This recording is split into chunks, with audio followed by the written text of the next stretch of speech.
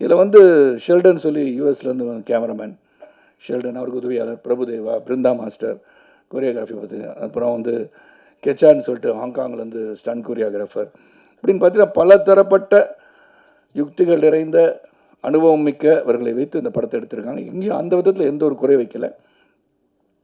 அப்புறம் பார்த்தீங்கன்னா எல்லாருமே நல்லா நடிச்சிருக்காங்கன்னு சொல்லணும். ஏன்னா they have given their best.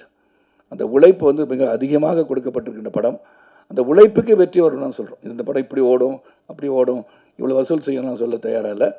ஆனால் இந்த படம் ஒரு சிறந்த படமாக மக்கள் தெரிந்து கொண்டு புரிந்து கொள்ள வேண்டிய ஒரு படமாக இருக்கும்னு நான் நினைக்கிறேன். காரணம், இப்போ வந்து சரித்திரத்திலும் சரி இதிகாசங்களையும் சரி நாம் இப்போ இருக்கிற ஜென்ரேஷனுக்கு சில கதைகளை நாம் சொல்ல மறந்து விடுகிறோம்னு நினைக்கிறேன். ஏன்னா அவங்களுக்கு இன்ட்ரெஸ்டிங் இல்லாததை வந்து இன்ட்ரெஸ்ட் கொண்டு வரணும்னா, இப்போ பொன்னியின் செல்வன்ற கதையை வந்து எல்லாரும் வந்து போய் பார்க்கணுன்னு நினைக்கிறதுக்கு அதை வந்து சொல்லிக்கிட்டே இருந்தாங்க. பொன்னியின் செல்வன் கதையை பற்றி எல்டர்ஸ்க்கு தெரிஞ்ச மாதிரி யங்ஸ்டர்ஸ் தெரியாது. அந்த யங்ஸ்டர்ஸை கொண்டு போய் ரீச் பண்ணணும்னு நினச்சி தான் மணிரத்னம் அந்த படம் எடுத்திருப்பார். அதே மாதிரி கண்ணப்ப நாயனார் கதை காளஹஸ்தி ஈஸ்வரருக்கு எல்லோரும் ஒரே லைனில் கதை சொல்லிடலாம்.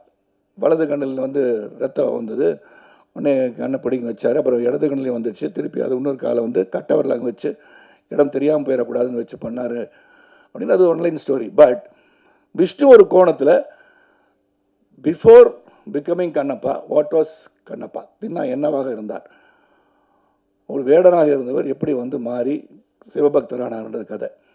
அது ஒரு சின்ன லைனாக இருந்தால் கூட ஒரு ஸ்டோரி, ஒரு இமேஜினரி ஸ்டோரி, பேக் ஸ்டோரின்னு சொல்லலாம்.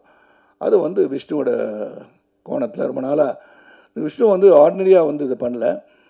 Is gone into research. பெரிய புராணத்தில் சொல்லப்பட்டது, எங்கெல்லாம் வந்து கண்ணப்பரை பற்றி கண்ணப்பா பற்றி பேசுகிறாங்க அப்படின்னு சொல்லி எடுத்து ஒரு மிகப்பெரிய எஃபர்ட்டோடு எடுத்திருக்காரு.